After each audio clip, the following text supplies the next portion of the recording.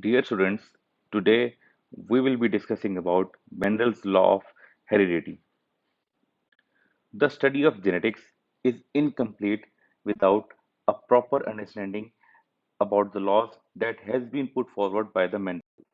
So now let's have a brief introduction about Mendel.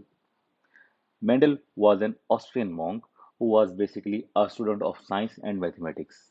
He predicted that how traits are transmitted from one generation to another generation, and Mendel studied these traits in pea plant. So after his experiments of monohybrid and dihybrid crosses, Mendel concluded that there are certain factors that are passed from one generation to another generation. But Mendel explained this phenomena with the help of his first law in genetics. The first law in genetics is called as law of segregation. And to understand this law, first we need to understand the concepts of few genetic terms such as alleles, homozygous, heterozygous, phenotype, and genotype. So first have a look on what is allele. And to understand about the allele, let's revise the concept of a gene. We know that the genes are basically a unit of heredity that carry genetic information. So alleles are nothing, but they are just the different forms of genes. So as you know that alleles are different forms of genes, let's have a look on the simple example to understand allele. For example, we have these two chromosomes, and here we have the genes of the character height, just like for an example. So now there is a question, which genes could possibly present here? We can have either both capital T, or we can have both a lowercase t. So we can also have one capital T and one lowercase t as a gene set. So here the individual with capital T, that is a single gene, is nothing but the allele. So the alternative form, that is either dominant or recessive, these are called as allele. Or you can say in simple words, or in other words, one single capital T or one single lowercase t is an allele. So now what is homozygous? Homozygous can be explained as an individual with two identical alleles. So now what is heterozygous?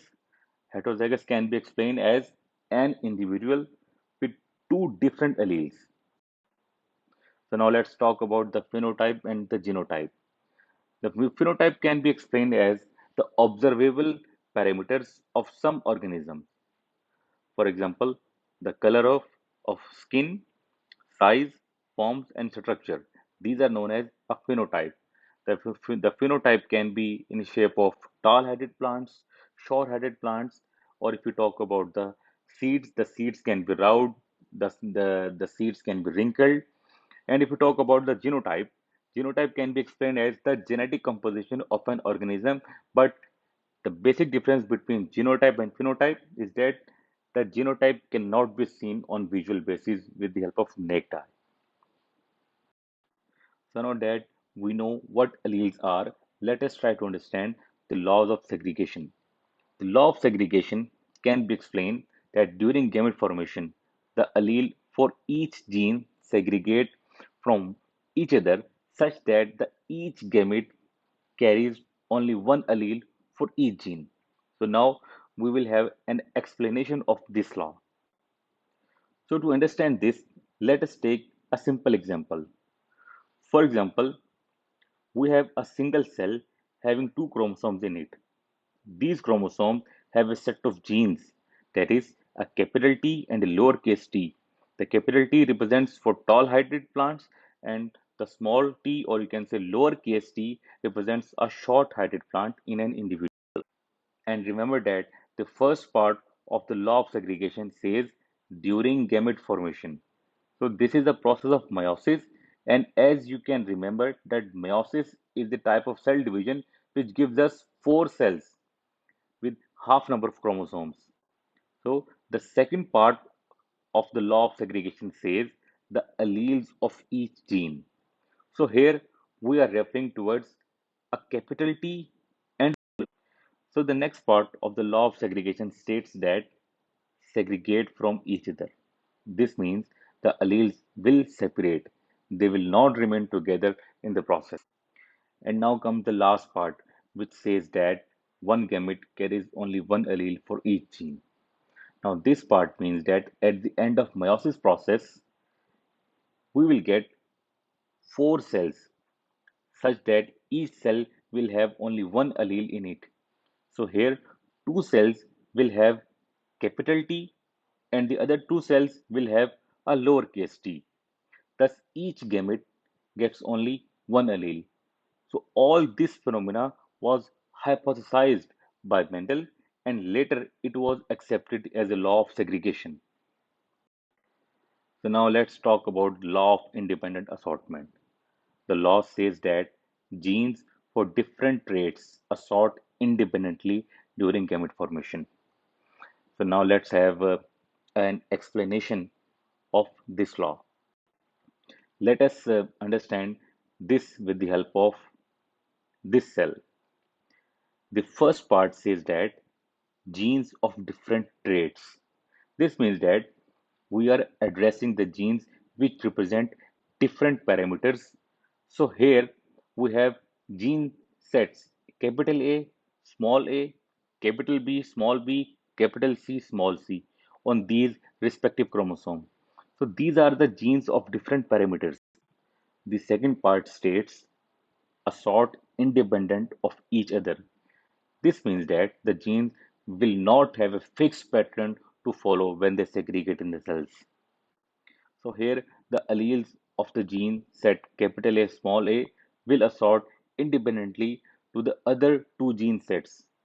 And remember, it is not mandatory that all the dominant alleles will get assorted in the cell together. So the allele capital A can get assorted with any allele from the gene set capital B small b or you can say capital C small c. So that is the reason that why we get the gametes with different possible combination at the end. The assortment of allele is purely random, remember, and which does not have a predictable or you can say fixed pattern during the process of gamete formation. So now there is a question that which type of cross will help us to understand the law of independent assortment. So the answer of this question is dihybrid cross. So if it is a monohybrid cross, then there will be no independent assortment of different alleles because in monohybrid crosses we are considered only one parameter at a time. So we will be dealing with only single gene set. It can be either capital T that is for tall headedness or it can be a small t which is for the short headed plant. And thus law of independent assortment is better understood when there are more than one parameter to be studied at a time. So dihybrid crosses can be explained that the mating that involves parents that differ in two traits. As you can see on your screen, there are two parents. In one parent, the flower color purple has a dominant nature and the flower color white has a recessive nature.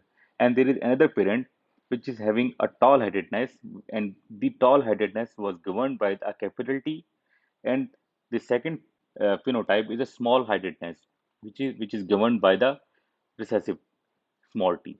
When these two have a cross with each other, the F1 generation will always be a capital P, small p, capital T, and small t, which can be explained that the F1 generation will be having you can say a tall heighted plant having purple color flower, and this is also known as law of dominance, which will be explained in our future studies. So if we make a cross of the F2 generation in a dihybrid cross, then we will be getting a 9331 ratio, which means among the crosses which have been made, the 9 offspring will be tall-heighted, having purple color flowers. The three will be tall-heighted, having white color flowers. The other three might be short-heighted, having purple color flowers, and the one would be a short-heighted and white color flower.